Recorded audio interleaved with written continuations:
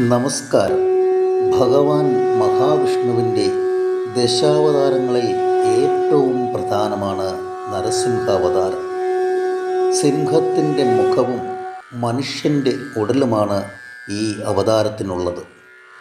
അസുര രാജാവായ ഹിരണ്യകശിപുവിനെ നിഗ്രഹിക്കാനാണ് ഭഗവാൻ നരസിംഹമൂർത്തിയായി അവതരിച്ചത്.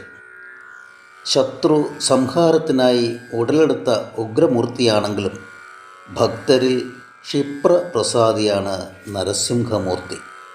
ശത്രുക്കളിൽ നിന്നും രക്ഷ നേടാനും അകാരണ ഭയമകറ്റാനും ദുരിതമോചനത്തിനും നരസിംഹമൂർത്തി മന്ത്രം പതിവായി 3 നേരമെങ്കിലും ജപിക്കുന്നത് നല്ലതാണ്. നരസിംഹ അവതാരം ത്രിസന്ധ്യാ നേരത്തായതിനാൽ ഈ ഒരു സമയം മന്ത്രജപത്തിന് ഉത്തമമാണ്.